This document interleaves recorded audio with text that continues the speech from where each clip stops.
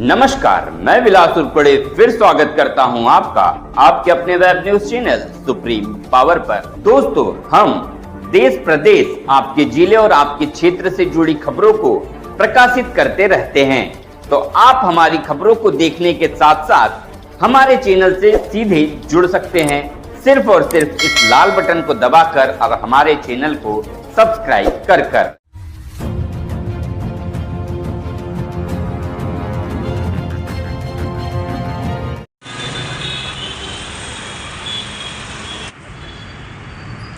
महाबोधी महाविहार मुक्त झालाच पाहिजे. महाबोधी महाविहार मुक्त झालाच पाहिजे.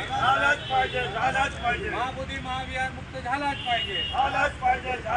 परमपूज्य डॉक्टर बाबासाहेब आंबेडकरांच्या परमपूज्य डॉक्टर बाबासाहेब आंबेडकरांच्या परमपूज्य डॉक्टर बाबासाहेब आंबेडकरांच्या बिहार के जो महाबोधि महाविहार जो है उसके मुक्ति आंदोलन को लेकर एक बार फिर से ये जो आपका अभी आंदोलन चल रहा है, आप पूरे देश भर में आंदोलन हो रहा है, अमेरिका तक की इसके आवाज गूंज रही है, क्या कहना चाहेंगे?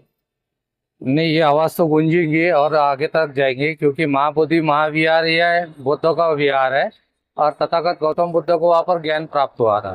परंतु व्यवस्था परिवर्तन होने से वो एक्ट रद्द नहीं किया गया है, और वो एक्ट जब संविधान लागू हो गया हमारे देश में तो एक्ट ऑटोमेटिक रिजेक्ट हो जाना चाहिए था। परंतु कुछ व्यवस्था ने उस एक्ट को बरकरार रखा और वह 4 ब्राह्मणों को और 2 बौद्धों के हाथ में दिया। हमारी यही मांग है कि 100% यानी 100% बौद्धों के हाथ में वो महाविहार आना चाहिए। जब तक वो महाविहार हमारे हाथ में नहीं आएगा तब तक ये आंदोलन चलता रहेगा। आज का हमारा 12वां दिन है और जन जागृति के माध्यम से समाज में इस विषय को लेकर यानी महाबोधि महाविहार को लेकर जन जागृति हुई है और बड़े पैमाने पर लोग इस आंदोलन में आ रहे हैं। बड़ी बड़ी रैलियां हो रही है, कई यहाँ आंदोलन हो रहे हैं। अपने हिसाब से जो आंदोलन लोग करना चाहते हैं उस प्रकार से हो रहा है।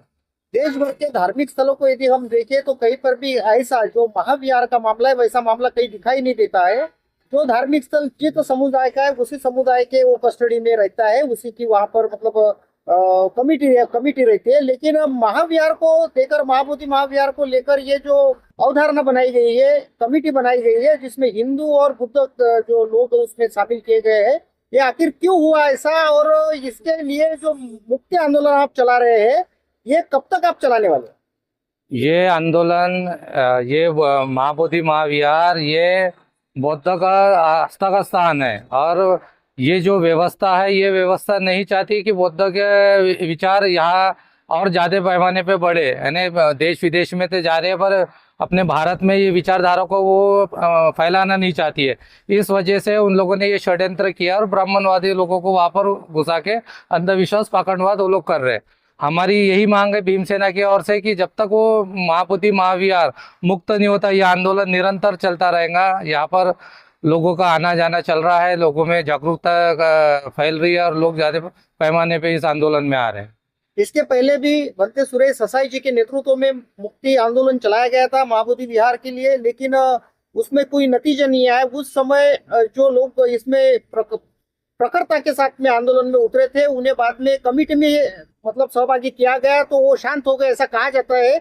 लोग रास्तों पे उतरते हैं, अधिकार की मांग करते हैं, लेकिन उन्हें कुछ ना कुछ मिल जाने के बाद में वो शांत हो जाते हैं, ऐसी कहा जाता है। क्या आपका भी कोई ऐसा ही पैतरा है? नहीं, भंते जी ने हमारे लिए त्याग बलिदान दिए। 40 साल से हम लोगों को भंते जी ने बुद्धिज्म के रास्ते में लेके जा और हम भंते जी के बारे में इस तरीके की बात जो सोचने वाले लोग हैं वो अंदर अनेक दूसरे विचारधारा के लोग हो सकते हैं, पर हम लोग भंते जी के बारे में और हमारे जो भी समुदाय के लोग हैं इस तरीके के भंते जी के बारे में नहीं बोल सकते, क्योंकि भंते जी ने पूरा त्याग बलिदान दिया और उन्होंने अपना देश छोड़ के नागपुर जैसी सिटी में आए और हमारे जैसे लोगों को जागरूकता फैलाई और आज हम लोग बुद्धिस्ट बने हुए, तो ये भंते जी के कारण बने हुए।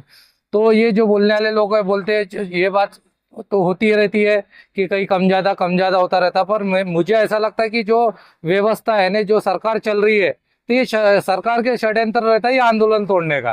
किस प्रकार से आंदोलन तोड़ना चाहिए सरकार का काम है। उस समय कांग्रेस की सरकार थी, कांग्रेस की सरकार ने इस आंदोलन को तोड़ने का कोशिश की और 100% वो सक्सेस हो गए वो आंदोलन को तोड़ने के लिए।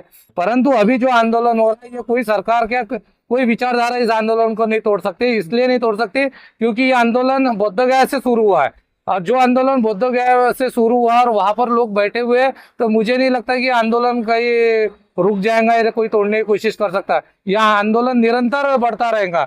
आज भारत से लेके तो अमेरिका तक पहुंच गया, 80 देशों में आंदोलन पहुंचने वाला है।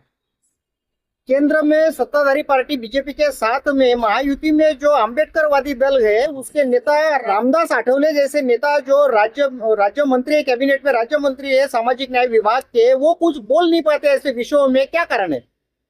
नहीं, वो बीजेपी के साथ है तो बीजेपी के साथ जो भी व्यक्ति रहता है वो बोलता नहीं। और बीजेपी ने पहले ही क्लियर कर दिया कि भाई हम लोग राम मंदिर बनाएंगे, हम हिंदू और हम हिंदू राष्ट्र बनाएंगे। तो ये चीज हम लोगों ने समझ लेना चाहिए कि यार इनकी विचारधारा है। पर हमारा सवाल कांग्रेस पार्टी से, क्यों नहीं राहुल गांधी ने आज तक इस बात किया? रामटेक के लोकसभा मेंबर ने क्यों नहीं बात किया? अमरावती के लोकसभा मेंबर है, उसने क्यों नहीं ये बात रखी? तो कांग्रेस की जो सोच है जो इस विषय पे है, महाबोधि महाविहार के इस पे, उनकी दोगली नीति है। और वो दोगली नीति की वजह से वो इस मुद्दे के ऊपर में अपनी बात नहीं रखना चाहते, क्योंकि उन्हें पता है कि हम बुद्धिज्म के ऊपर में, यानी बुद्धिज्म के साथ, बुद्धिस्ट लोगों के साथ में अगर हम हो गए तो हिंदू वोटर्स हमसे नाराज हो जाएंगे। इस वजह से वो बुद्धिज्म लोगों के आंदोलन में वो शरीक नहीं होना चाहती है और ना ही बात रखना चाहते हैं। पिछले 12 दिन से आप यहाँ पर धरना प्रदर्शन कर रहे हैं नागपुर के संविधान चौक पर, आपने डेपुटेशन भी किया हुआ है। सरकार के क्या मांगे आपकी सरकार को है और सरकार से आश्वासन मिला है नहीं मिला है? जब तक आश्वासन नहीं मिलेगा क्या तब तक आप यहाँ पर धरने पर बैठे रहेंगे? देखो, हमारा धरना आंदोलन करने का मुख्य कारण यह है कि हमने कलेक्टर को, यहाँ के जो नागपुर जिलाधिकारी है, उन्हें हमने निवेदन दिया है। उन्होंने बताया कि हमने जो परमिशन लेके हम लोग यहाँ बैठे, हमने इन्हें बताया कि जब तक वहाँ मांग पूरी नहीं होती हम यहाँ आंदोलन करेंगे। यह आंदोलन निरंतर बढ़ता रहेगा, जन जागृति का हम करेंगे और आंदोलन को बढ़ाएंगे। जैसा जैसा आंदोलन बढ़ेगा वैसा वैसा सरकार पे दबाव बढ़ेगा। तो हमारा सबसे पहला मुद्दा यही है कि इस आंदोलन में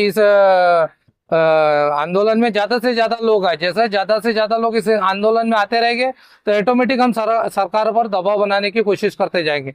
तो जैसे जैसे लोग बढ़ेंगे जन जागृति के माध्यम से, तो हमारी जो प्लानिंग है वो प्लानिंग हम चेंज करेंगे और हम लोग उग्र आंदोलन कर सकते हैं और भूमिका हम लोग निभा सकते हैं। पर जैसा जैसा ये समय पास होते जाएगा, जैसे जैसे लोगों की संख्या इस आंदोलन बढ़ेंगे, तो हमारे आंदोलन में की रूपरेखा वो बदलते जाएंगे।